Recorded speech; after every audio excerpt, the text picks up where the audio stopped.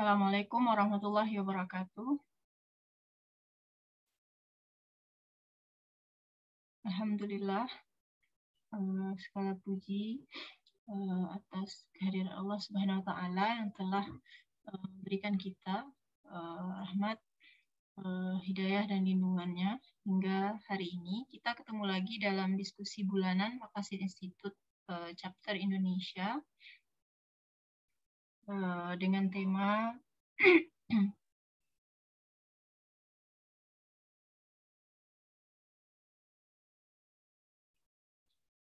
penelitian wakaf dengan pendekatan maqasid metodologi.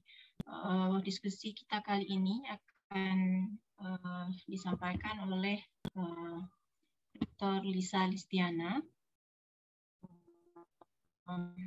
Sebelum kita mulai diskusi, saya bacakan sekilas kurikulum vitae Dr. Lisa Listiana. Dia menyelesaikan S1 di bidang akuntansi di Bakri, Universitas Bakri, kemudian menyelesaikan studi S2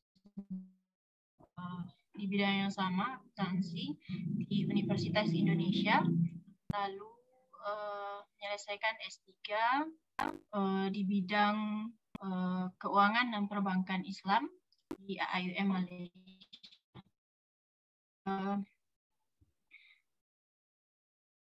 Sekarang beliau merupakan Director dari WASHID, Wakaf Center for Indonesian Development and Studies. Beliau juga mengajar di Universitas Indonesia. Dia juga Founding Director Falah Finansial. Sekaligus beliau merupakan Research Fellow dan Economic and Finance Research Group Manager di Maqasid Institute. Beliau juga mengajar di ITB Ahmad Dahlan, Jakarta. Karya-karya beliau sangat banyak ya. Saya mungkin tidak sebutkan satu persatu karena saking banyaknya ya. Nanti Bapak Ibu bisa lihat sendiri di Google Scholar barangkali. Nah, untuk tidak memperpanjang mukadimah, kita mulai saja diskusinya. 1 jam ke depan barangkali diskusi penyampaian materi oleh Dr. Lisa Listiana. 30 menit terakhir adalah sesi diskusi, tanya jawab, komentar, dan juga penutup. Kepada Dr. Lisa, kita persilahkan. Baik, terima kasih banyak Bu Loni untuk perkenalannya. Suaranya terdengar aman ya Bu ya? Alhamdulillah. Okay. Baik, alhamdulillah. Bismillahirrahmanirrahim. Assalamualaikum warahmatullahi wabarakatuh.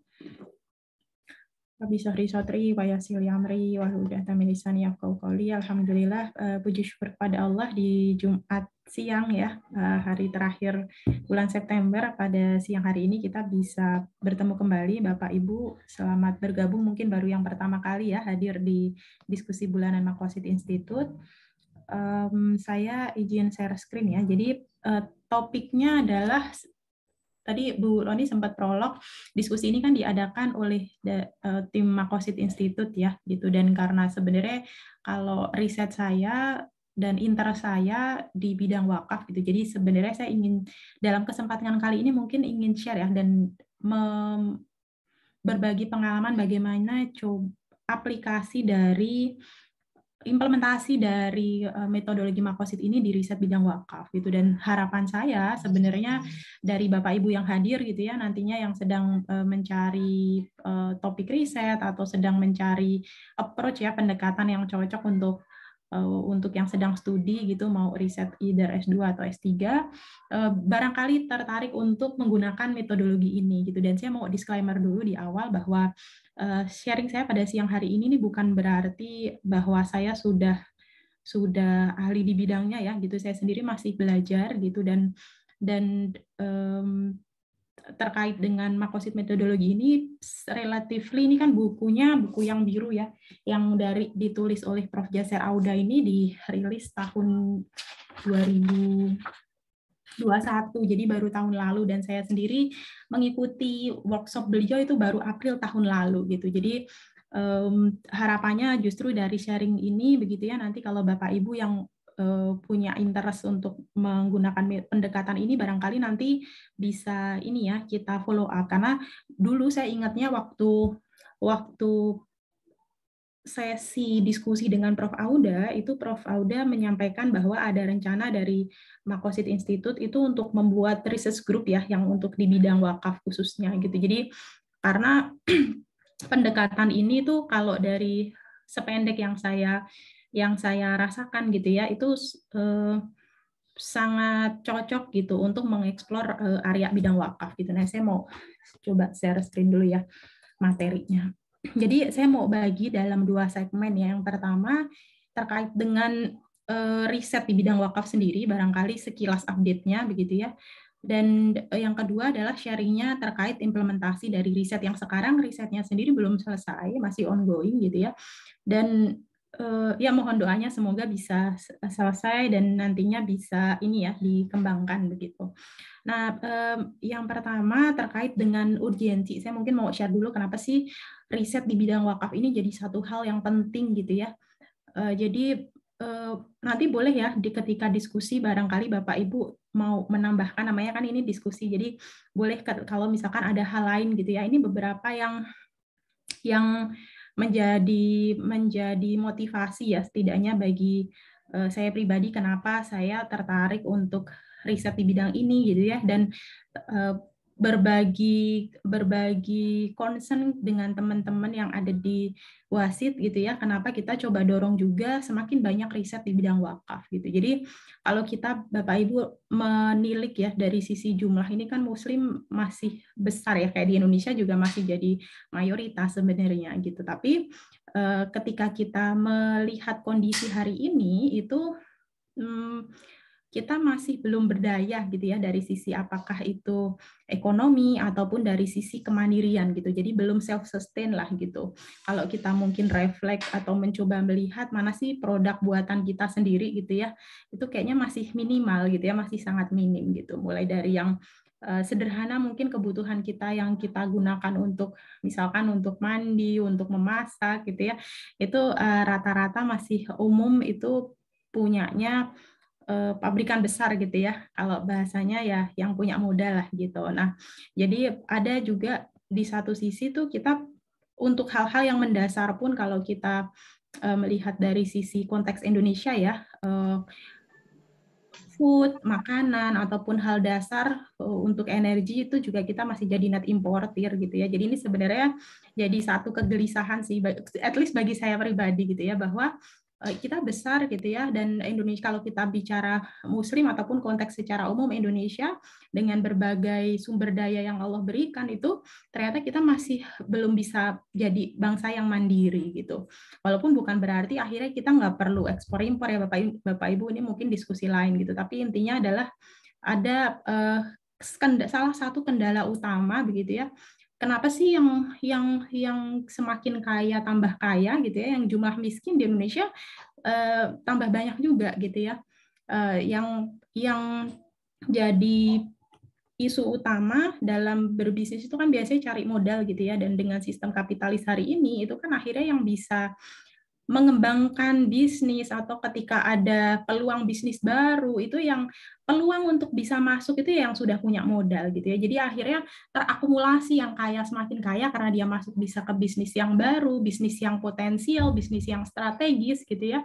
Dan ya yang nggak punya modal kendalanya di situ gitu. Nah makanya wakaf ini kan beberapa tahun terakhir ya, kalau kita lihat trennya, tadi pagi saya coba ngecek Deharzing ya, yang masuk ke riset di Scopus itu trennya naik kalau terkait dengan wakaf ya gitu. Jadi dari tahun ke tahun kalau mungkin kita tarik beberapa riset kan ada yang pakai bibliometrik, ada yang pakai SLR gitu ya, itu trennya memang dari tahun ke tahun tuh dari sisi kuantiti risetnya pun naik gitu ya. Jadi artinya orang pun mulai melihat bahwa ini satu hal yang kita perlu eksplor gitu ya, untuk barangkali menjadi salah satu jalan keluar gitu dari isu tadi tuh sistem kapitalis yang itu butuh cara untuk memutus gitu kan. Kalau gimana cara mutusnya gitu ya, kalau Bapak Ibu familiar dengan konsepnya wakaf kan bahwa ketika satu aset itu diwakafkan itu kan bukan lagi jadi milik pribadi ya. Ini kita bicara kalau yang wakaf permanen nih gitu ya, bukan jadi milik pribadi gitu. Sehingga nantinya akan dikelola sebaik mungkin oleh nazir dan itu akan memberikan manfaat. Asumsinya ini wakaf khairi ya, wakaf untuk publik, untuk umat, itu berarti untuk sebesar-besar kesejahteraan ataupun kebermanfaat bagi si penerima manfaatnya gitu kan. Jadi semoga sih jumlah semakin banyak riset gitu ya di bidang wakaf itu menggambarkan kesadaran juga ya, awareness bahwa ini adalah satu hal yang perlu kita revive, kita perlu gali lagi gitu, melihat peluangnya. Nah kalau kita bicara peluang itu kan Masya Allah sekali ya gitu, jumlahnya banyak gitu. Ini tergantung asumsi yang dipakai ya Bapak Ibu, tapi secara umum dari sisi potensi itu besar sekali gitu kan. Kalau yang official deh gitu ya, official versinya BWI itu kan bisa sampai 180T gitu ya, itu baru yang cash gitu.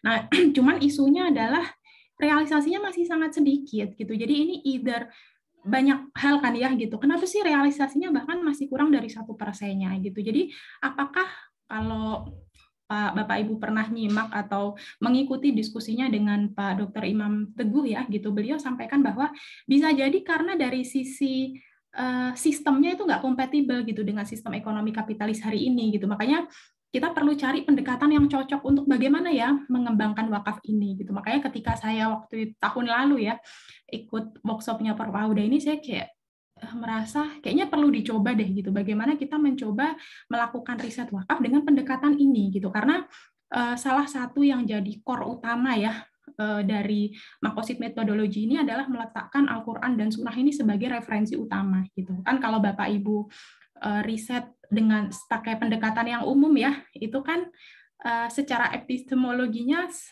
metafisik nih nggak jadi bagian dari source of knowledge ya gitu. Jadi susah gitu kita pakai, padahal kalau kita mau mengembangkan wakaf, kita muslim yakin bahwa oh ini di masa lalu udah proven nih gitu ya, bisa jadi satu instrumen yang sangat powerful gitu. Nah, bagaimana ini bisa menjadi satu hal yang powerful kembali gitu ya. Kalau tempo hari Bapak Ibu ada yang nyimak ketika diseminasi CWLS untuk program dampak ekonomi itu kan dimention nih wakaf nih sleeping giant gitu ya. Sleeping giant gitu. Nah, bagaimana kita bisa membangunkan gitu raksasa yang sedang tidur ini gitu ya, kita perlu pendekatan yang cocok gitu kan. Kalau namanya riset itu kan bukan tentang benar salah ya Bapak Ibu gitu, kita mencari metodologi yang sekiranya sesuai untuk bisa menjawab apa yang riset yang kita lakukan gitu. Nah, jadi ini satu hal yang, dan kalau kita lihat karakteristik dari wakaf sendiri gitu ya, kan beberapa kadang nanyain apa yang memang bedanya gitu ya. Kalau wakaf ini kan sebenarnya secara letterlek dia kita tidak temukan dalam Al-Qur'an ya gitu, dan ini sebenarnya satu hal yang jadi hikmahnya adalah sebenarnya jadi lebih fleksibel gitu ya in term of pengembangan kontemporernya gitu. Makanya yang perlu didorong adalah fikih kontemporernya gitu ya. Barangkali Bapak Ibu di sini ada yang background-nya syariah gitu ya, background-nya fikih muamalah, itu ya harapan saya lebih banyak gitu riset yang di bidang wakaf dengan melihat, kalau bahasanya Prof. Jaser, bukan yang history of fikihnya gitu ya, tapi bagaimana kita mencoba mengembangkan satu fikih yang itu melihat isu hari ini apa sih gitu, dan dikontekskan untuk pengembangan wakaf gitu, dan tujuannya untuk makosidnya. Jadi wakaf ini sebenarnya untuk apa sih perlu ada, kenapa, dan isu kalau kita lihat sepanjang sejarah wakaf ini kan muncul untuk menjawab tantangannya gitu ya, kebutuhan waktu itu apa. Kalau kayak misalkan ketika Utsman waktu itu umat waktu itu butuh sumber air gitu kan, yang diwakafkan ya air gitu kan, sumurnya gitu. Hari ini kalau tadi kita bicara salah satu isunya terkait modal, itu ya berarti ya dengan sistem wakaf uang yang itu wakafnya dalam bentuk uang ataupun melalui uang gitu ya, itu intinya bisa jadi sumber modal untuk bisnis-bisnis strategis yang nantinya itu bisa kebermanfaatnya berkelanjutan gitu ya. Nah, ini yang perlu didorong gitu. Nah, sebenarnya mungkin ini saya sebelum diskusi ini ya 2 kali alhamdulillah waktu itu sudah sempat diskusi dengan Prof. Auda. Memang ini in English, tapi saya menyarankan Bapak Ibu yang memang tertarik gitu ya untuk mendalami tentang makosid metodologi dan untuk risetnya di wakaf, saya sarankan untuk menyimak 2 diskusi ini ya.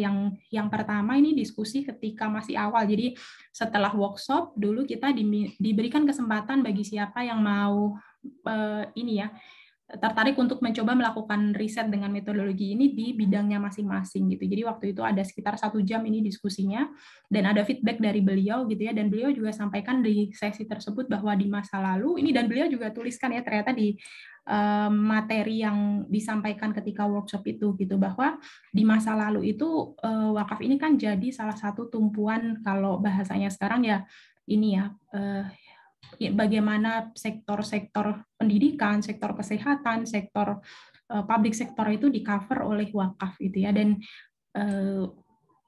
menjadi satu agenda tersendiri bagi para penjajah gitu ya untuk memang mendelegitimasi wakaf ini gitu ya, karena ya itu tadi gitu, dari sisi hal-hal strategis yang bisa dilakukan dengan konsep wakaf tadi itu. Beliau kasih satu, ini yang bagi saya mendalam ya gitu, bagaimana ketika Prof. Auda itu sampaikan bahwa kalau dengan wakaf itu karena kepemilikannya itu bukan pribadi dan bukan pemerintah gitu ya, scholar atau ulama, cendekiawan itu bisa independen gitu. Jadi ketika dia misalkan pemerintah kurang bagus, dia bisa mengkritik dan bisa melakukan satu apa ya, nasihat secara independen karena dia bukan bahasanya mungkin bukan pegawai negeri gitu ya. Jadi mungkin bisa lebih independen gitu. Nah, kalau sekarang ketika misalkan mungkin Bapak Ibu yang dosen gitu ya, atau yang mungkin berstatus sebagai ASN, atau mungkin bukan hanya ASN ya, di kantor-kantor tertentu kan kadang ada ini ya rules-nya gitu ya, ada rules yang mungkin membuat ada batasan-batasan yang harus dilakukan gitu, sehingga kadang nggak bisa fully independen ketika melakukan satu kritik ataupun satu apa ya satu menyampaikan gagasan lah gitu ya gitu. Nah, jadi Prof. Auda itu menyampaikan bahwa salah satu urgensinya wakaf itu ya karena itu bisa mendorong independensi ya gitu dari orang yang didanai risetnya atau studinya atau hal-hal yang aktivitasnya itu dengan dana wakaf gitu.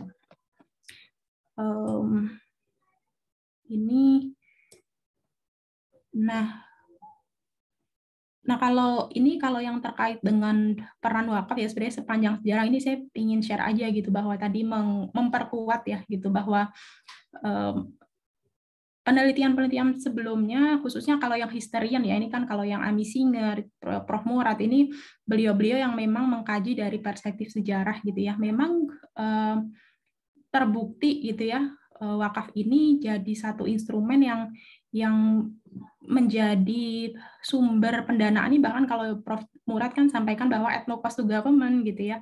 Jadi satu hal yang sebenarnya dan kalau saya sih melihatnya ini satu hal yang barangkali ya mulai disadarin juga oleh pemerintah di Indonesia begitu ya, sehingga pemerintah juga alhamdulillahnya ikut mendorong kampanye berwakaf ini gitu ya, termasuk yang CWLS itu kan yang pertama ya di Indonesia gitu. Maksudnya instrumen CWLS ini yang pertama lah gitu untuk diinisiasi Indonesia gitu. Jadi satu hal yang perlu kita apresiasi juga gitu.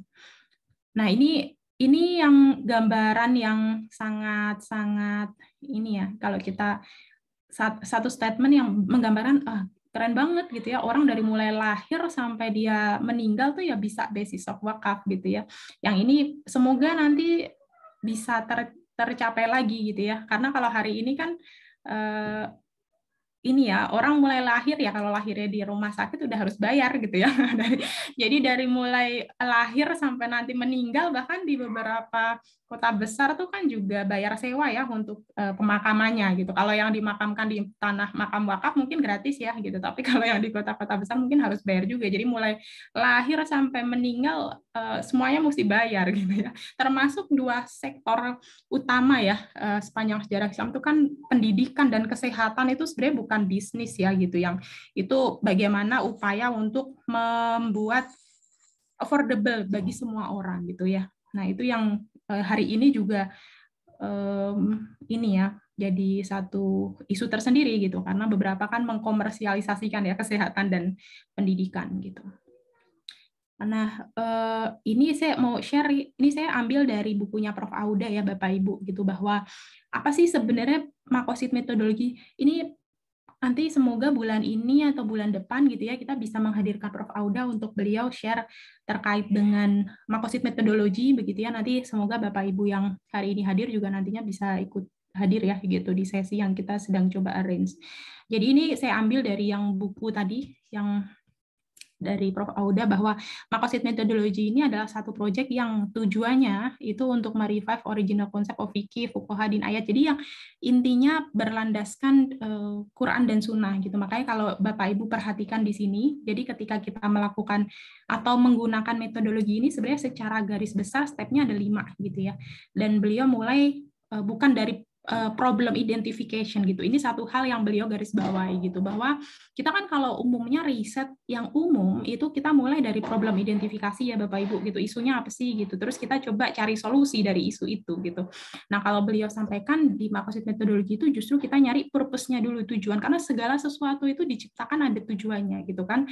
Jadi kalau nanti konteks yang saya akan ceritakan riset terkait dengan sustainability of wakaf institution itu gimana sih agar wakaf itu bisa sustain gitu ya, apa yang diperlukan sebenarnya gitu. Jadi mulai dari tujuannya dulu gitu. Ini berlaku untuk semua topik riset ya. Jadi walaupun kita siang hari ini bahas wakaf, tapi sebenarnya 5 step ini adalah yang beliau sampaikan di buku beliau untuk topik riset apa saja dengan metodologi makosid ini gitu.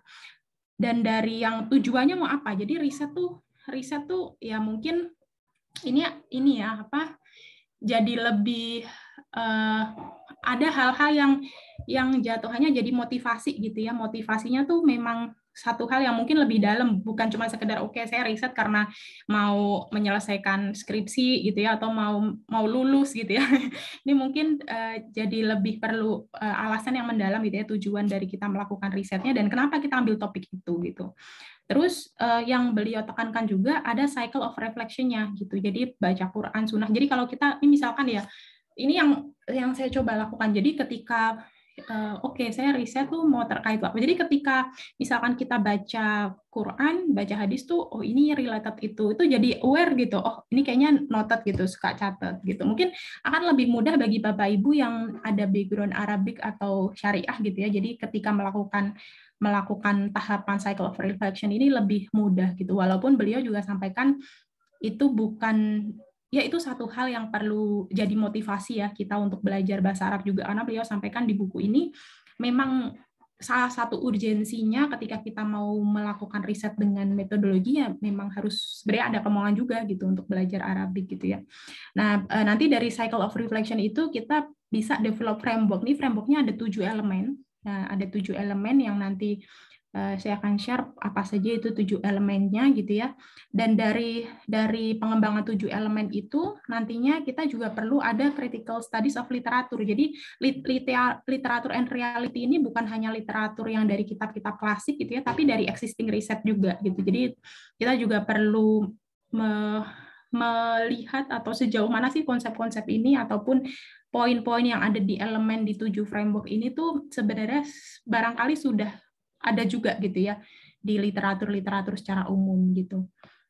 Nah, lalu nantinya ada formative theories and principle. Jadi ada, kalau kita riset itu ada came up dengan poin-poin utama dari temuan riset kita gitu, yang ini kemarin ketika diskusi dengan Prof. Jaser, kalau di riset yang saya lakukan ini juga yang masih missing gitu ya, sehingga ini yang masih perlu dilakukan.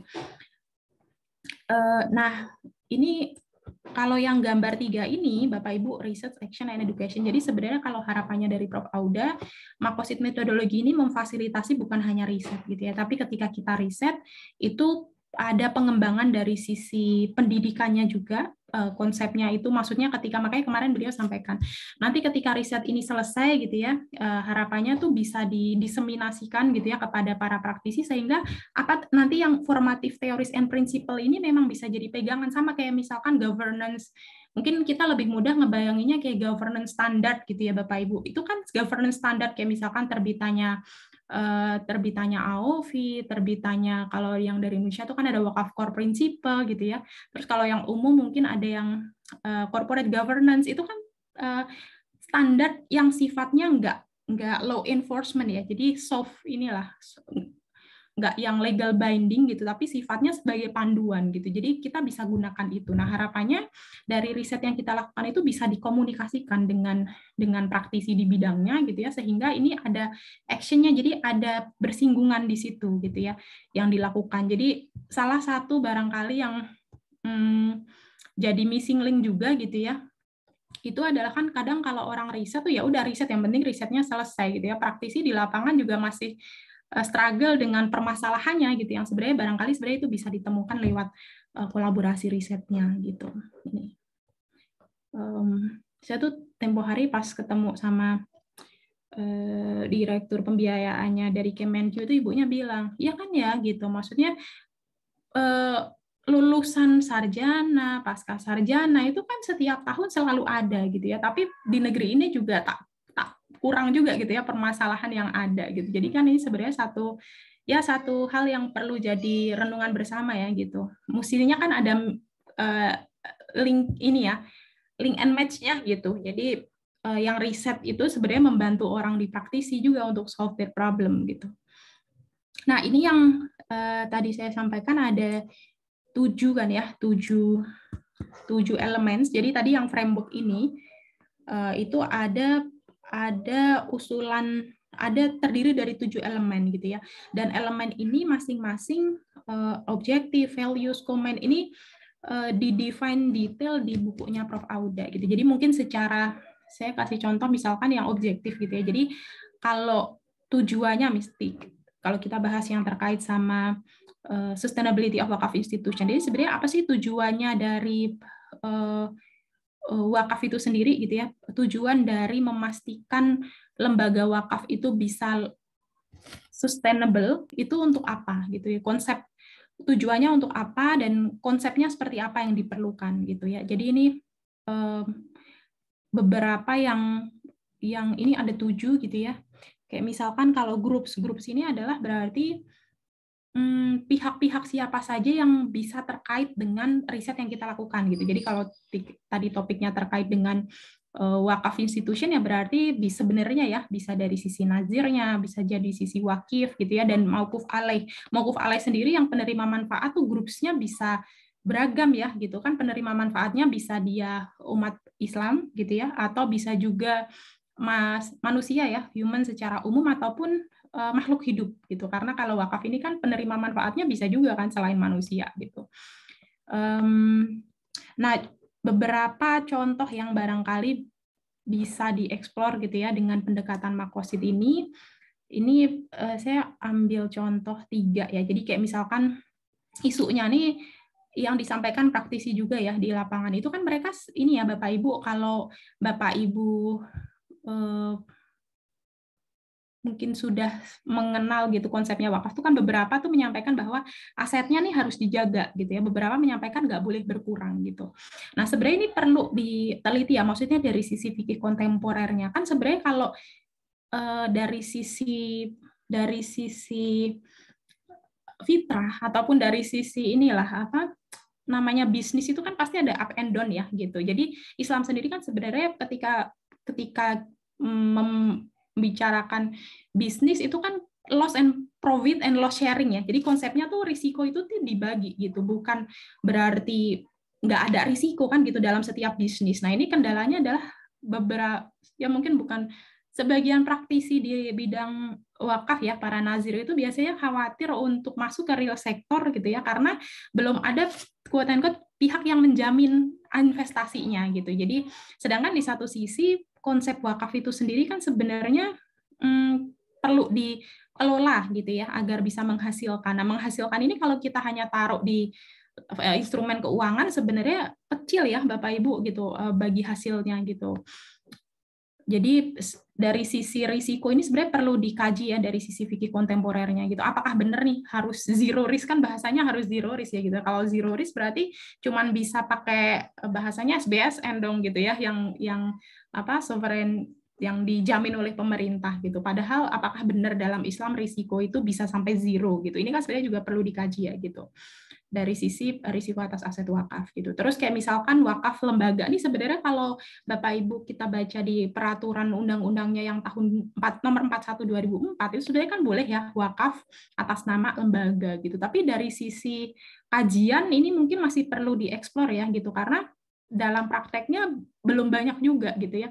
Salah satu kendala nih cerita dari para praktisi juga gitu ya. Kenapa sih ketika CWLS itu dirilis gitu ya, itu tuh susah banget gitu mau mencapai 50M gitu ya. Karena ya itu yang misalkan kayak yang lembaga-lembaga pun mereka kalau misalkan ngasih untuk dana bahasanya apa sih CSR atau untuk sedekah gitu ya, infak biasanya lebih mudah gitu. Tapi karena ini ada kata wakafnya gitu ya, dan jadilah muncul concern terkait dengan rukun yang harus dipenuhin gitu. Kalau diskusinya dari sisi fikih secara umum ya gitu. Makanya ini sebenarnya perlu didorong juga gitu ya, riset terkait dengan yang wakaf lembaga ini gitu. Jadi walaupun secara hukum positif boleh gitu, tapi kan tetap aja orang tuh sebenarnya butuh ini ya, butuh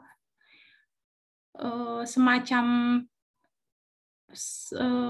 fatwa gitu ya, fatwa ataupun kebijakan untuk mendasari hal tersebut gitu ya. Makanya kalau ya bisa sih sebenarnya approach-nya adalah salah satunya caranya kan pakai ini ya, minta fatwa ke DSN gitu. Dan ini yang coba dilakukan oleh Bank Indonesia setahu saya untuk mendorong bahwa sebagian dana yang alokasi dari bank syariah itu bisa dialokasikan untuk ke CWLS waktu itu gitu ya.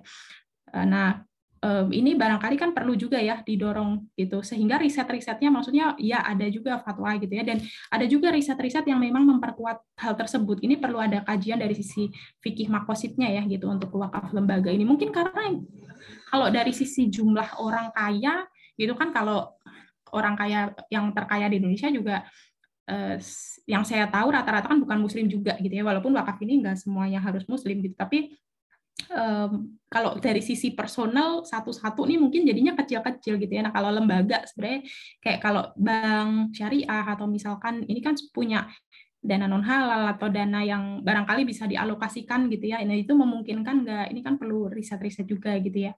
Terus wakaf jasa gitu ya hari ini yang barangkali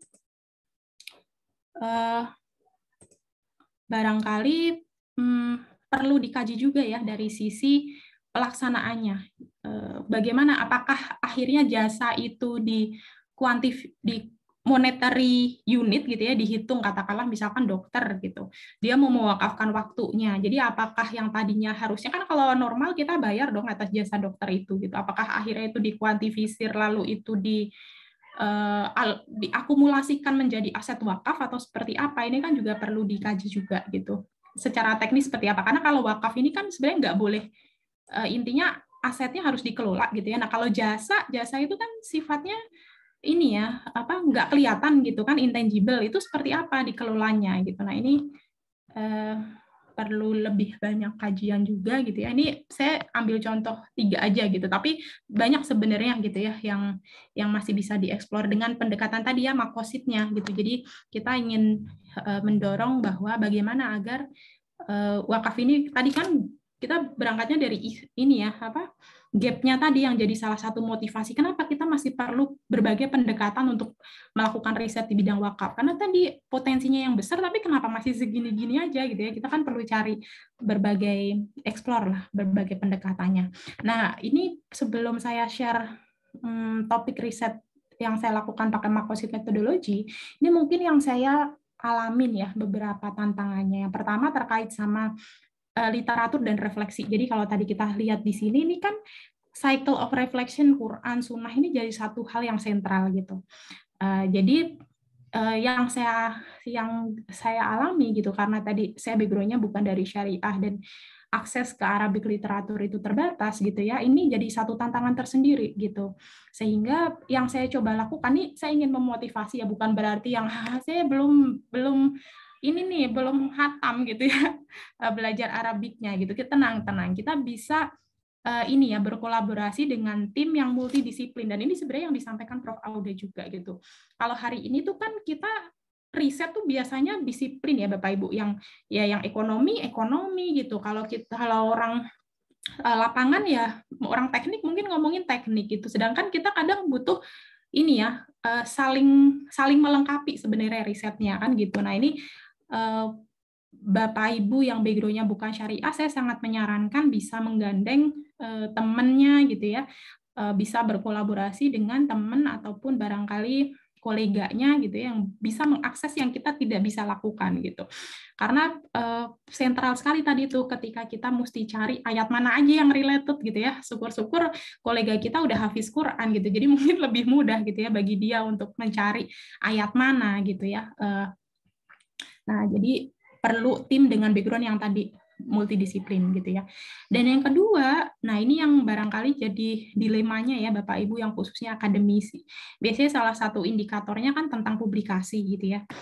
Dan dengan pendekatan ini itu kan yang jatuhannya metodologi yang relatif baru gitu ya, belum semuanya gitu ya mungkin bisa menerima gitu.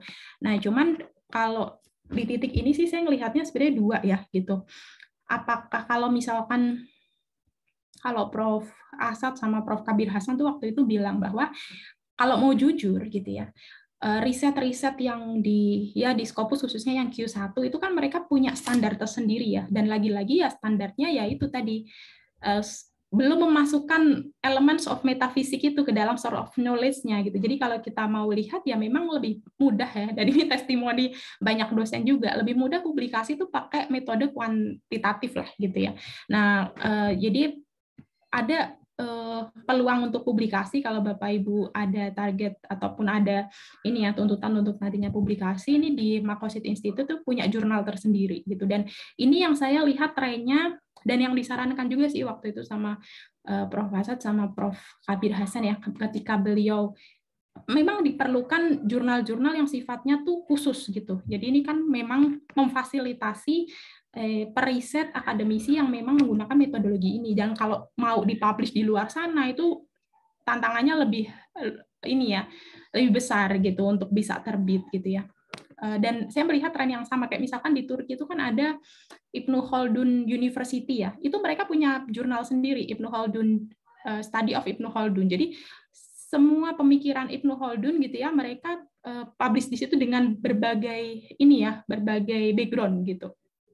Jadi kalau kita ingin mencoba mengembangkan ini, kalau saya bilang ini jurnal-jurnal yang sifatnya punya idealisme tersendiri gitu ya untuk bisa publish. Nah, ini bisa jadi ini ya pendekatan. Nah, saya mau share dari riset yang sedang ongoing dilakukan gitu. Jadi judulnya adalah Redefining Sustainability of Wakaf Institution. Kita pakainya Green Wakaf Project gitu.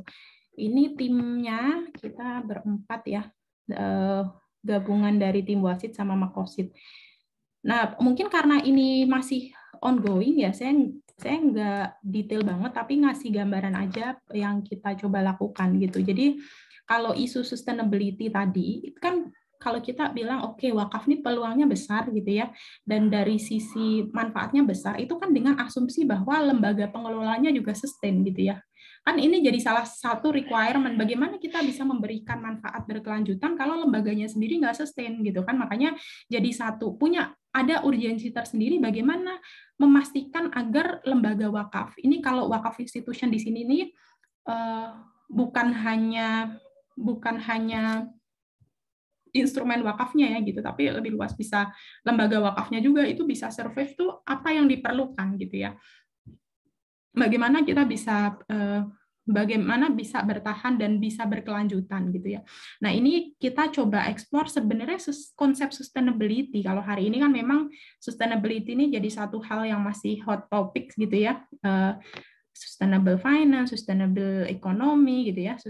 Konsep sustainability ini sebenarnya kan bukan hal baru ya dalam Islam gitu. Kalau kita coba reflect, ternyata ini kita cari terminologi yang cukup dekat gitu ya, kata sustainability ini dengan ternyata kata istidamah gitu. Istidamah ini kalau kita cari di Quran itu ada di 4 lokasi dengan 3 variasi, dan dengan insight bahwa menggambarkan sesuatu yang kondisi yang lebih baik. Jadi kan ini kalau kayak yang di Al-Hazr itu cerita tentang yang kondisi di surga. Jadi kan kondisi di surga itu sesuatu yang lebih baik ya daripada di dunia gitu kan. Jadi di kondisi yang kalau sustainability definisi umum itu kan bagaimana memastikan bahwa generasi yang akan datang itu bisa menikmati sebagaimana yang kita nikmati at least gitu kan. Jadi bisa mendapatkan fasilitas sebagaimana yang kita dapatkan hari inilah gitu. Nah, sebenarnya kalau kita lihat dari yang konsep ini berarti sebenarnya bukan hanya at least gitu ya, bukan hanya at least sama, tapi sebenarnya kalau bisa lebih baik gitu. Jadi idealnya tuh di masa mendatang itu ya lebih baik gitu dibandingkan hari ini gitu ya kondisinya sustainability. Jadi mestinya dari kalau kita bicara lembaga wakaf ya berarti nggak hanya stay ya gitu kan. Kalau kita ngomongin asetnya berarti harusnya idealnya nggak seminimum itulah, kalau bisa ya terus berkembang dong berarti dari sisi aset wakafnya, dan dari sisi lembaganya berarti semakin besar dong gitu. Nah, jadi apa saja yang diperlukan gitu ya, kita coba propose ini dari masing-masing ini, kita coba propose 3. Jadi kayak misalkan konsepnya wakaf ini kita perlu kelola dengan konsep partnership kooperatif jamaah tadi gitu ya. Ini dan ini yang masih konsep lama ya Bapak Ibu. Jadi ini saya kemarin pas kita sharing dengan Prof. Auda, beliau ngasih masukan bahwa terminologi yang digunakan di sini itu perlu terminologi yang memang bahasanya ya Islamic terminologi gitu. Makanya ada beberapa yang ini kita ongoing, kita cari padanannya gitu ya. Kayak misalkan kalau falah ini kan memang dari terminologi dalam Islam ya gitu. Kita familiar itu gitu untuk mencapai kebahagiaan dunia akhirat gitu kan. Makanya ini nanti implikasinya kemana? Mungkin kita bisa ini ya kasih contoh misalkan. Jadi kalau lembaga wakaf tadi mesti sustain, itu salah satu tujuannya dia kan sebenarnya dia kasih ini ya kasih manfaat nih, falah kasih manfaat, kasih prosperity, kasih manfaat dan kasih kebahagiaan manfaat dunia akhirat. Makanya pertimbangannya itu investasinya bukan hanya tentang bottom line gitu ya kan. Kalau umum tuh orang tuh kalau mau investasi itu kan biasanya pertimbangan utamanya kan dari sisi profitnya dulu kan, menguntungkan nggak gitu kan. Orang hari ini namanya bank syariah aja ternyata kan kalau orang bisnis melihatnya pasti dari sisi BEP-nya dulu gitu ya, pasti dilihat dari sisi itu. Nah kalau lembaga wakaf mestinya bukan hanya itu ya gitu. Jadi perlu dilihatnya dari sisi kebermanfaatannya, makanya perlu juga didorong ini Bapak Ibu. Nah ini juga salah satu peluang riset baru untuk mengukur dampak dari wakaf itu, dan dampaknya ini bukan hanya dilihat dari sisi material ini ya improvement ya gitu, tapi bagaimana hal yang spiritual improvementnya juga gitu. Kalau yang sudah pernah diperkenalkan itu kan ada GBES ya, mungkin Bapak Ibu pernah dengar yang pendekatan bagaimana mengukur kemiskinan pakai 4 kuadran itu gitu kan, diukur juga spiritual. Nah, mestinya dampak yang diukur itu juga gitu ya. Jadi bukan hanya dari sisi materiality improve gitu. Nah, mungkin terus saya kasih contoh, mungkin kan kita nggak bisa bahas semua, tapi ini gambarannya ya, kayak misalkan universal law. Jadi ini salah satu hal yang bersifat universal ketika kita lembaga wakaf itu perlu sustain ketika dia punya inovasi gitu ya. Sebenarnya kan ini salah satu hal yang oh iya ya, itu secara umum pun kita belajar hal itu gitu kan. Jadi ini kita masukkan di sini gitu. Kalau lembaga wakaf itu dia nggak inovasi, ya dia akan bahasanya terkikis zaman gitu ya. Kalau misalkan dia kekeh nih harus bayarnya,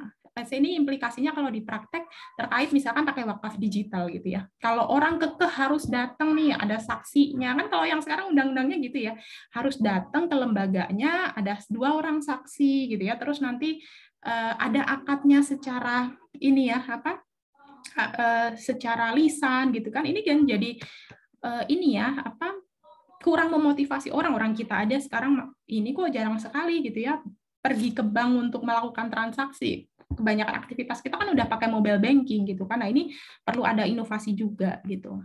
Terus tata kelola. Nah ini beberapa keyword yang kita nanti coba akan jelaskannya adalah bagaimana konsep dari Quran dan hadis gitu ya, dan mungkin dari penjelasan ulama seperti apa, dan kita coba akan elaborasi juga tadi tuh yang critical review of literatur, itu kita sekarang juga ongoing mengumpulkan literatur terkait dengan konsep-konsep ini gitu di existing literatur di yang dipublikasi ya gitu. Jadi misalkan konsep falah nih gitu. Sebenarnya konsep falah nih di existing literatur seperti apa gitu. Jadi kita coba kombinasikan gitu.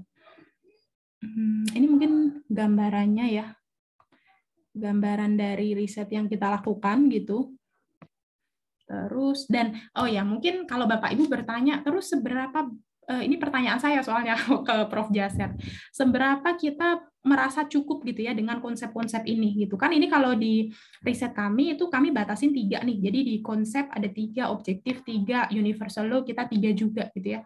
Sebenarnya kalau Prof. Jaser bilang Quran itu kan nggak terbatas ya inspirasinya gitu, jadi sebenarnya kalau beliau tidak membatasi berapa insight, tapi kan perlu dipertimbangkan dari sisi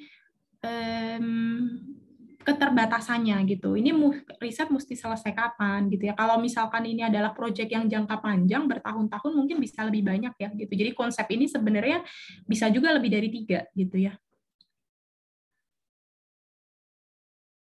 Nah, yang kita coba usulkan, jadi riset ini itu kan tempo hari alhamdulillahnya dapat kesempatan untuk dipresentasikan di Turki ya, di simposium yang diadakan Tuba sama ASI.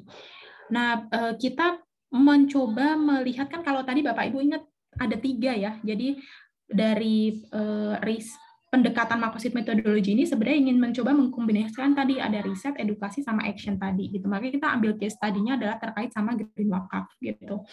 Jadi kalau di Green Wakaf sebenarnya dan di Green Wakaf itu Bapak Ibu kita kan mencoba mengkampanyekan ini ya, nanam pohon gitu, nanam pohon dengan konsep either tanahnya atau source of asetnya ya, yang kita coba usulkan itu kan apakah asetnya tanahnya itu wakaf tapi bisa pakai infak jadi hybrid gitu ya, atau nantinya sebenarnya bisa juga wakaf uang gitu. Nah ini juga perlu riset lanjutan ya gitu, bagaimana wakaf uang itu nantinya dibelikan pohon gitu kan, yang ini nantinya dianggap ini asetnya gitu, wakaf melalui uang gitu ya, wakaf uang. Ataupun kalau wakaf uang ya berarti perlu ada penjaminnya tadi gitu. Nah motivasi orang untuk nanam itu kan sebenarnya kalau hitung-hitungan jatuhannya ya ini ya apa akan susah sekali sebenarnya gitu. Nah yang dilakukan di Green Wakaf ini adalah mencoba memotivasi orang menanami dengan pendekatan metafisik kan ya, kalau ada hadisnya kan bahwa orang yang nanam pohon nanti bijinya atau buahnya itu dimakan burung, dimakan siapa, intinya dia tidak menikmati manfaatnya tapi dia dapat pahala dengan itu gitu. Jadi sebenarnya kan ini satu hal yang bisa dieksplor ya gitu, dari pendekatan ini dengan dimensi metafisik ini itu bagaimana bisa mengencourage orang gitu. Ini makanya kemarin juga saya nanya ke Prof. Jaser, apakah sebenarnya metodologi ini tuh bisa dikembangkan dengan eksperimen ya gitu, sosial eksperimen gitu. Karena kalau orang ini misalkan ini kan disampaikan dalam hadis bahwa orang yang nanti nanam pohon dia dapat pahala. Cuman masalahnya pahala nih Bapak Ibu kita kan nggak bisa ngelihat ya hari ini, kita belum bisa kelihatan gitu. Nah tapi kan ada hadis lain misalkan menyampaikan bahwa sedekah itu bisa menolak bala atau sedekah itu memberikan kesembuhan. Nah ini kan sebenarnya bisa dieksplor pakai sosial eksperimen untuk develop teorinya gitu kan. Jadi sebenarnya bisa, artinya saya mau bilang bahwa dengan pendekatan tadi makosid pun sebenarnya bisa dieksplor gitu ya, dengan dikombinasikan dengan pendekatan lain gitu untuk menyelesaikan atau mengembangkan teorinya gitu. Tadi kalau kita camp up atau kita di akhir ini kan yang riset tadi tuh nantinya setelah ini itu kita juga akan define guiding principle-nya gitu ya. Nah, guiding principle itu kan sifatnya namanya masih guiding berarti masih rekomendasi, tapi sebenarnya kan nantinya bisa dites juga gitu. Apakah memang itu apply apa enggak gitu. Katakanlah tadi ya yang tentang falah gitu, tentang objektif atau tujuan dia untuk lembaga wakaf itu gitu, ketika dia melaksanakan prinsip ini apakah memang lebih bagus apa enggak kan nantinya juga perlu dievaluasi ya gitu. Mungkin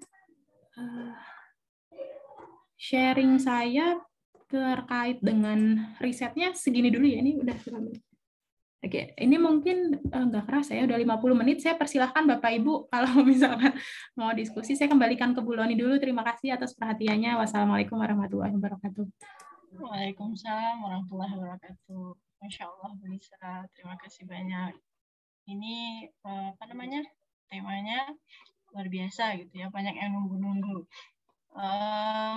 Sebelum saya ini persilahkan kepada Bapak Ibu untuk raise hand yang bertanya. Ini ada satu pertanyaan di chat itu dari Harley Agustian, itu menanyakan bagaimana jika penelitiannya dilakukan secara pendekatan kuantitatif untuk mencari pengaruh wakaf terhadap pertumbuhan ekonomi atau kinerja keuangan ataupun tingkat keberhasilan usaha.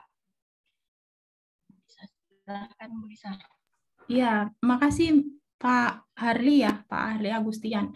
Waalaikumsalam. Jadi sebenarnya kalaupun mau, kan kalau topik saya coba share siang hari ini kan terkait dengan pendekatan dengan makosid metodologi ya. Kalau kita mungkin mau kategorisasikan mungkin lebih ke approach-nya tuh mirip ke arah lebih deket ke kuali gitu ya. Walaupun Prof. Jasar nggak define ini qualitative approach gitu. Karena ini approach makosid gitu yang beliau perkenalkan gitu. Tapi mungkin kalau pertanyaannya untuk pakai kuantitatif ya bisa juga gitu. Yang ini saling ini ya, bisa saling melengkapi. Saya ingat tuh waktu itu ketika diskusi dengan Prof. Daud, beliau kan memang di bidang pendidikan ya. Beliau bilang bahwa sebenarnya kalau kita kan kalau ada orang mungkin yang jatuhnya mazhab kuanti banget gitu ya. Jadi kalau sama riset kual itu rasanya kayak ini kayak kurang objektif dan kurang valid lah gitu risetnya. Tipe-tipe yang mazhab kualitatif banget mungkin merasa kayak ini terlalu ini ya, mengeksplor sesuatu yang nggak mendalam gitu. Kita cuma tahu kulit-kulitnya gitu. Makanya kan akhirnya ada sebagian orang yang oke lah nggak usah berantem gitu ya. Kita cari titik tengahnya pakai mix method aja gitu. Jadi saling melengkapi, ini masing-masing metodologi riset ada plus minusnya gitu ya. Jadi dikombinasikan saja gitu. Nah, dan sebenarnya kalaupun mau dieksplor pakai kuantitatif juga bisa banget Pak Harli ya. Dan ini yang masih terbatas. Kalau kita ngomongin riset wakaf, kalau kita lihat itu pendekatannya kebanyakan tuh masih yang kuali gitu ya, kuali. Kalau yang kuanti paling banter tuh biasanya masih pakai kuesioner gitu ya, faktor gitu ya yang mempengaruhi gitu. Terus kayak misalkan pakai ANP gitu ya, jadi jadi definisi para opini dari para pakar kayak gitu ya. Nah, ini kalau misalkan mau pengaruh wakaf ke pertumbuhan nih juga bagus sekali Pak. Kemarin Pak Harli mungkin kalau ada interest ke sini, saya sarankan untuk nyimak, ada di recordingnya di ISEF ya, karena tempo hari ini jadi salah satu program Road to ISEF. Risetnya ini kok kerjasama antara Unida, ICAS Gontor ya, terus sama UIII sama Bank Indonesia. Itu mereka mencoba melihat dampak dari CWLS ke ekonomi gitu, dampak ke ekonomi. Mereka pakai dua pendekatan Pak, satu pakai ANP, satunya lagi pakai different indifferent DID. Mungkin kalau teman-teman yang background ekonomi pembangunan ya, itu lebih familiar. Saya sendiri belum pernah pakai DID, tapi tempo hari pas ngobrol sama teman yang background yang sering pakai ini sebenarnya gitu ya, ini bisa jadi pendekatan gitu untuk mengukur, at least pendekatan untuk mengukur dampak lah gitu. Atau cara lain itu ada pakainya apa sih, SROI ya, jadi melihat kayak kalau IRR gitu Pak, return gitu, tapi dampak dari sosialnya. Jadi sosial capitalnya tuh dihitung juga gitu. Jadi ketika satu program wakaf itu bukan hanya dari sisi oke, untungnya berapa gitu ya. Mungkin kalau untung doang masih kecil gitu ya, tapi ada dari sisi apa ya, pemberdayaan ke masyarakatnya itu juga dipertimbangkan gitu. Saya tempo hari itu lihat Dompet Duafa tuh dulu pernah juga kerjasama dengan satu lembaga untuk coba menghitung dampak dari programnya ini yang ada di pendirian ini nih, pabrik yang di daerah Banten atau di mana ya? Ada di satu daerah coba diukur pakai itu gitu. Jadi kalau Pak Herli misalkan tertarik gitu ya, mungkin bisa pakai pendekatan itu ya tadi di ID atau SROI gitu ke lembaga wakaf gitu. Karena ini masih jarang ya gitu untuk dikaji. Mungkin dari Pak Harli ada mau tanggapan, silahkan.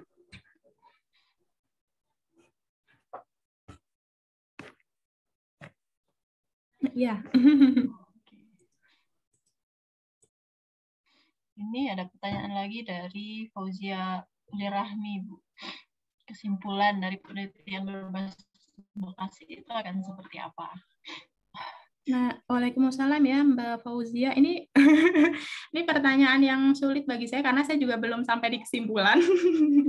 Tapi gambarannya adalah dari diskusi dengan Prof. Auda itu akan came up dengan dua hal tadi ya. Satu, ada framework-nya, jadi ada 7 elemen dari framework yang dikembangkan gitu ya. Jadi framework-nya apa saja, jadi itu kan nanti akan dielaborasi di kesimpulan ya, at least framework dari riset tersebut apa dan guiding principle-nya. Jadi mungkin poin-poin dari apa ya, panduannya untuk pelaksanaan riset itu, kayak kalau kita mungkin bahasanya riset implication gitu ya, apa gitu dielaborasi di situ gitu. Jadi at least ada 2 tadi gitu, di risetnya itu muncul ada 2 ya gitu. Yang diagram tadi 7 elemen framework itu sama guiding principle-nya gitu. Dan ini mungkin perlu juga kalau Mbak Fauzia mau kasih komen barangkali ya, background atau interest-nya di bidang apa gitu, barangkali bisa juga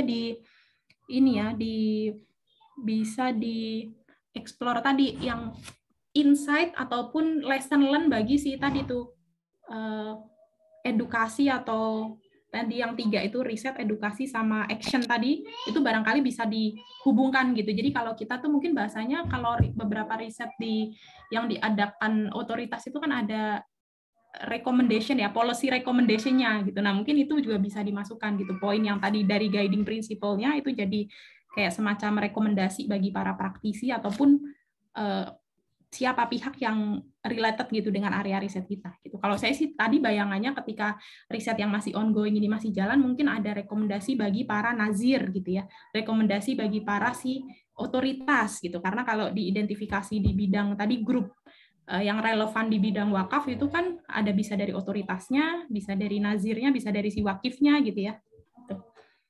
Mungkin semoga terjawab ya Mbak Fauzia. 7 elemennya itu, Bu Lisa. Iya, yang elemen tadi itu. Itu elemen tadi itu dapat dari mana gitu ya? Dapatnya dari tadi tuh yang cycle of reflection tadi ya gitu. Dari buku. dari dari refleksi tadi. Jadi mesti baca dulu bukunya gitu ya. Terus diskusi tadi. Jadi kalau mungkin sharing dari sisi teknis riset ini tuh kita ngadain periodic discussion gitu dengan tadi ya timnya. Kalau tadi Bapak Ibu lihat itu kan kombinasi teman-teman yang memang saya sama Mbak Iin tuh yang dari background umum mungkin ya, areanya di wakaf gitu. Terus Ustadz Fajri sama Ustadz Faisal itu memang background syariah gitu. Jadi bisa saling melengkapi lah gitu di diskusinya.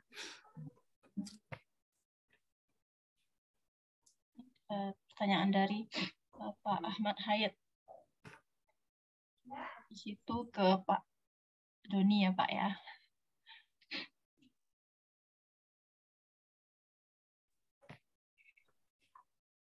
Ini yang Pak Ahmad Hayat yang di chat ya, Bu Loni ya?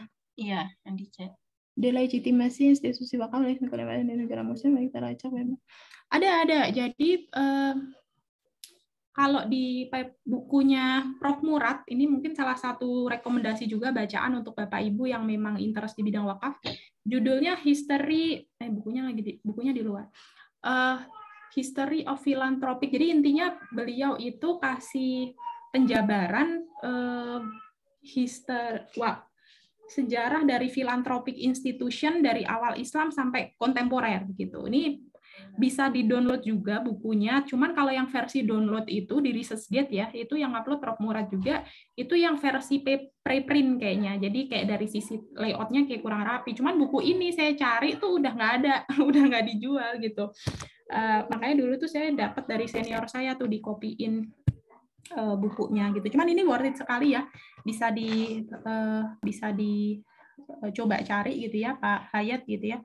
Dan kalau dari sisi, terus saran saya juga paper-papernya Prof. Prof. Rashid, Ahmad Khalid Rashid. Beliau dulu profesor di ICOL. Profesor di ICOL itu Ahmad Ibrahim Kuliah of Laws. Jadi fakultas hukumnya di IIUM lah gitu. Beliau dulu yang salah satu founding fathers-nya dari ICWR, International Center for Wakaf Research ya gitu. Jadi beliau banyak juga artikel beliau menulis tentang ini ya, efek dari penjajahan ini ke institusi atau lembaga wakaf gitu. Beliau orang India setahu saya gitu. Jadi mencoba ini juga ya, menghubungkan atau mengkorelasikan dengan kondisi hari ini juga gitu ya dari negara beliau gitu. Jadi saran saya tadi itu yang bukunya Prof. Murad sama paper-papernya Prof. Syed Khalid Rashid. Terus yang terkait sama ini ya, makositnya ya.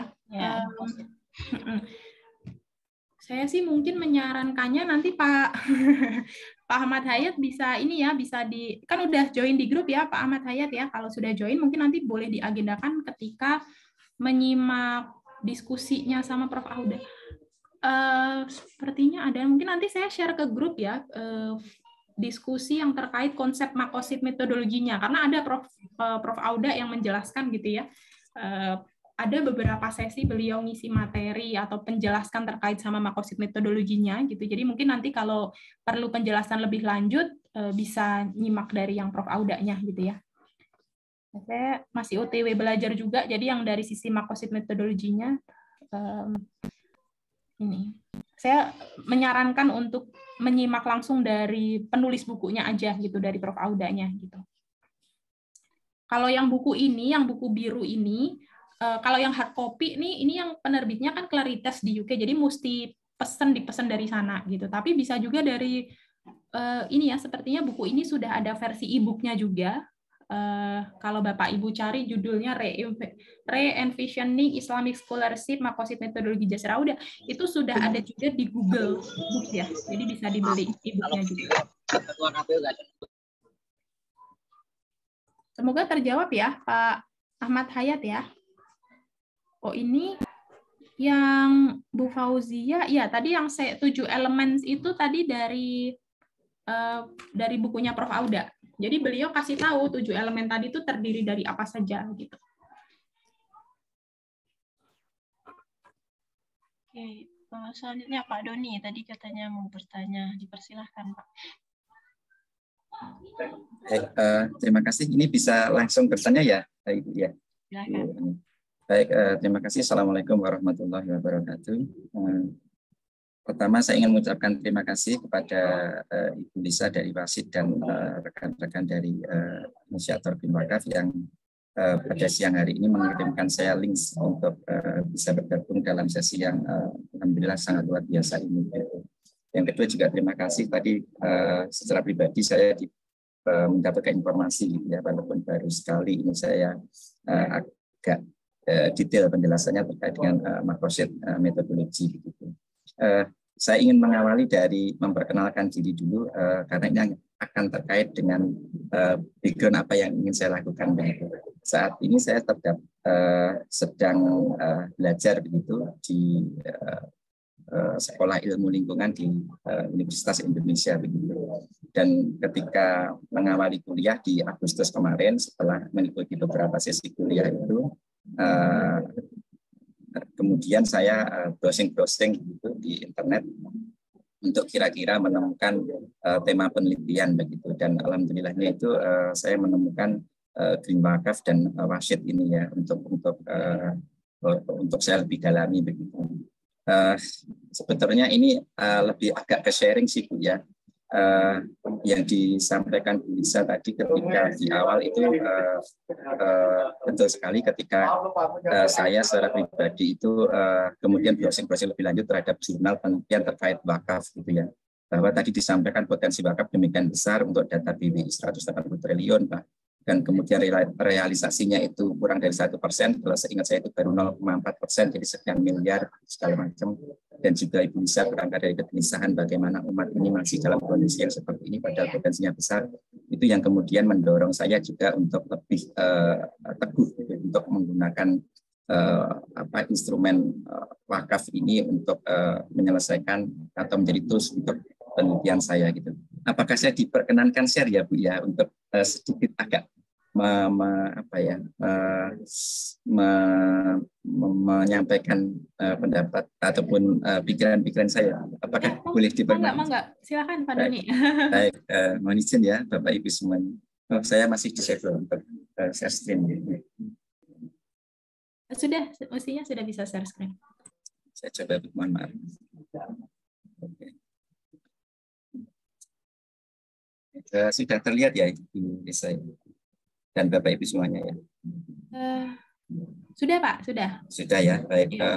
Terima kasih. Ini jadi saya ingin menerangkan saja secara agak singkat konsep berpikirnya. Kalau tadi dari metodologi Makroset itu kita berangkatnya dari purpose-nya gitu ya, dari goal-nya begitu. Nah, kalau yang di konvensional gitu ya, ketika kita dilatih dari jenjang sebelumnya di strata 1, strata 2 itu kan berangkat dari real problemnya gitu ya. Nah, ini saya masih, mohon maaf, masih menggunakan berangkat dari real problemnya gitu ya.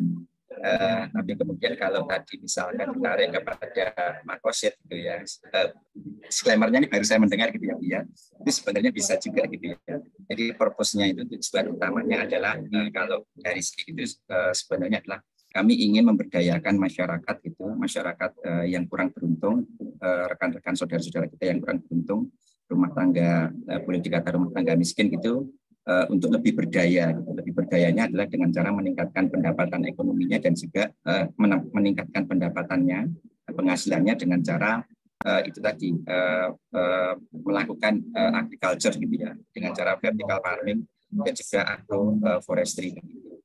Mengapa dua ini, yang dua kotak paling bawah ini saya ambil gitu? Ini karena ketika saya mendapat browsing tentang data wakaf di Indonesia melalui SIWAK ya, Sistem Informasi Wakaf yang ada di Kementerian Agama itu, memang disebutkan tanah wakaf kita itu terdatanya itu 52.000 hektar kalau saya tidak salah ingat, 52.000 hektar. Tapi peruntukannya itu didominasi untuk masjid, untuk kemudian musola, madrasah dan makam tadi ya. Dan ada peruntukan lain yang disebut fungsi sosial lainnya itu cuma 9%. Nah, kemarin saya menghitung secara kasar begitu, mohon maaf entah benar atau tidak gitu ya, cara ini gitu. Kalau 9% dari 52.000 itu saya bagi per provinsi, kemudian per kabupaten, per desa gitu ya. Dan dibagi dengan rumah tangga miskin gitu, itu rumah tangga miskin itu dapatnya cuma sekitar 8 meter persegi gitu ya. Nah, kalau 8 meter persegi menurut saya itu nggak visible untuk kemudian mengangkat penghasilan atau income daripada saudara-saudara kita yang kurang mampu ini begitu. Nah, makanya itu timbul ide vertical farming ini. Nah, kemudian untuk mengedres tadi masyarakat saudara-saudara kita yang kurang mampu tadi, sebenarnya bisa itu kalau yang, mohon maaf ya, kalau saya baca beberapa jurnal yang terkait dengan wakaf itu saya mengkombinasikan tidak hanya cukup dengan wakaf, tetapi dengan juga yakat gitu ya. Karena yakat itu menurut pikiran saya itu sebagai short term solution gitu. Karena saya berpikir, saya membayangkan begini, ketika seseorang ada komunitas keluarga gitu ya, keluarga yang kurang beruntung gitu, kita dorong untuk kemudian melakukan budidaya pertanian di lahan wakaf gitu, Nah, itu kan pasti membutuhkan waktu ya. Kalau misalkan untuk vertical farming itu ada 2-3 bulan gitu. Bahkan untuk agroforestry itu untuk tanaman perkebunan itu atau tanaman pangan itu lebih lama lagi gitu. Jadi kan kebutuhan sehari-hari itu kan harus terpenuhi dulu, yang instan, kebutuhan rumah tangga, kebutuhan makan itu kan harus terpenuhi. Maka zakat ini harus masuk kebutuhan yang short term-nya gitu. Nah, kemudian baru untuk long term-nya itu adalah wakaf gitu ya. Nah, wakaf ini nggak bisa berdiri sendiri, maksud saya itu item-itemnya nggak bisa berdiri sendiri. Tadi Bu Nisa menyampaikan ada wakaf uang, betul sekali, ada prakteknya itu sudah ada gitu ya, sepanjang yang saya baca. Misalkan wakaf uang kemudian diberikan tanah, kemudian dijadikan hutan kota, atau kemudian dijadikan lahan produktif, itu sudah ada. Kalau saya tidak salah itu di Aceh ada contoh begitu kalau saya tidak salah, dan di Bogor itu ada teman-teman dari alumni IPB itu juga melakukan demikian begitu. Tetapi menurut saya itu belum cukup ya. Jadi wakaf ini, jenis-jenis wakaf ini harus menjadi satu kesatuan untuk sebuah intervensi begitu. Yang saya bayangkan adalah misalkan tadi Bu, kita memberikan treatment gitu ya, memberikan sentuhan kepada keluarga-keluarga yang kurang beruntung tadi.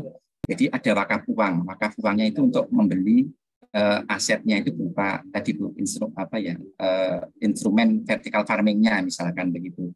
Kalau yang ada wakaf tanahnya ya oke, itu wakaf tanahnya gitu. Tetapi kita tidak bisa juga melepas mereka gitu ya. Saya kepikir tadi ketika melihat di YouTube teman-teman yang ahli pertanian, nah yang itu bisa melakukan wakaf profesi, yang melakukan pendampingannya misalkan begitu. Jadi ini adalah sebuah kesatuan, nggak bisa lepas sendiri-sendiri gitu.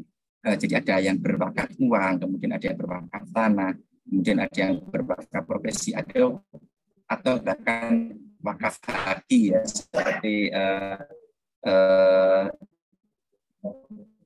Ustadz siapa tuh yang inisiator wakaf, saya melakukan itu ya. Jadi yang masuk dalam instrumen ya Ustadz Maimin Iqbal, beliau kan mewakafkan hak kekayaan intelektual beliau gitu ya untuk kemajuan umat. Nah, jadi semua instrumen wakaf ini harus menjadi satu kesatuan untuk menjadi sebuah intervensi.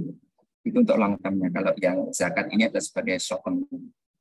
Nah, tujuan utamanya tadi Bu, dari segi ekologinya adalah produksi pangan berkelanjutan, tapi juga dari sisi ekonominya adalah membangkitkan penghasilan dari saudara-saudara kita yang kurang mampu.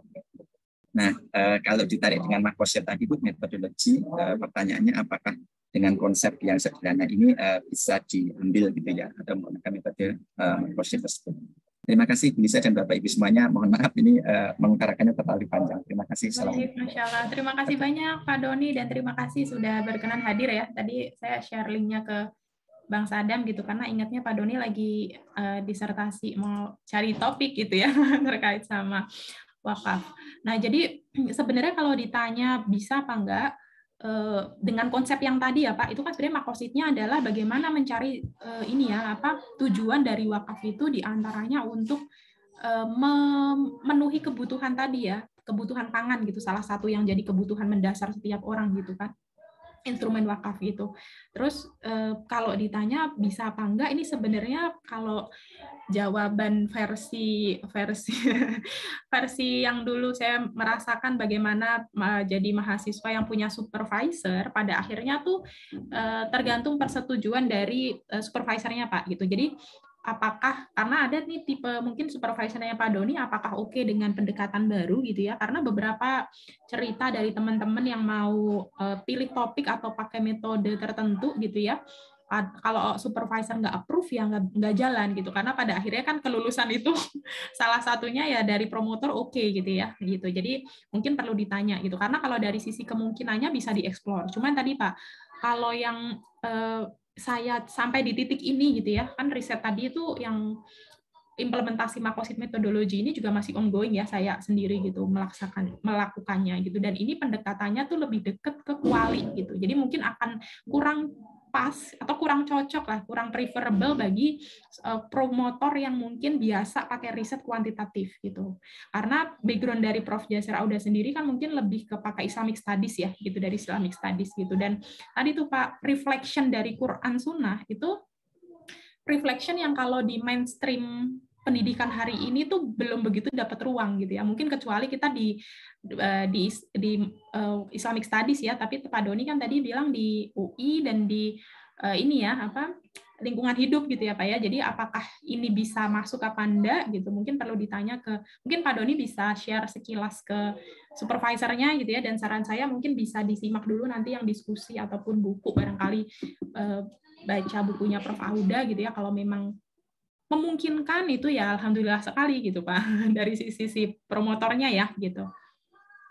Karena saya sebenarnya melihatnya visible dari sisi dieksplor bagaimana nanti akan muncul guiding principle untuk bagaimana memproduktifkan aset wakaf gitu ya, untuk kombinasi tadi tuh beberapa yang wakaf profesi, wakaf uang, wakaf haki gitu ya, bagaimana mengkombinasikan itu untuk mendapatkan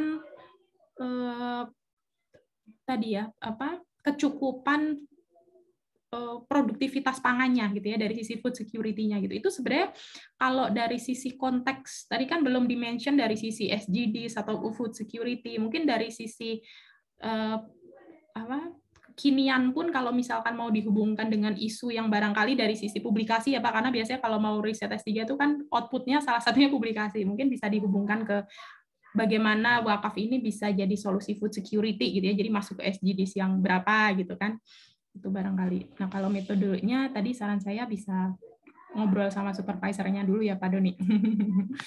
Semoga terjawab ya Bu. Baik, terima kasih Bu Lisa. Terima kasih Bapak Ibu Sama-sama, semoga dimudahkan risetnya. Amin, amin. Terima kasih. Baik, ini sudah jam 3.15 ya Bapak Ibu. Mungkin kalau sudah cukup, kita bisa cukupkan ya. Tadi Bu Loni izin pamit duluan karena anak-anak sudah nggak ada yang jagain. Jadi saya izin tutup ya Bapak Ibu. Saya ini mau mungkin share ya link grupnya. Jadi Bapak Ibu kita di Makosid Institute Indonesia, Chapter Indonesia tuh ada grupnya. Jadi Bapak Ibu yang belum join, saya persilahkan untuk join, invite ke grup. Bentar, saya copy-in linknya dulu.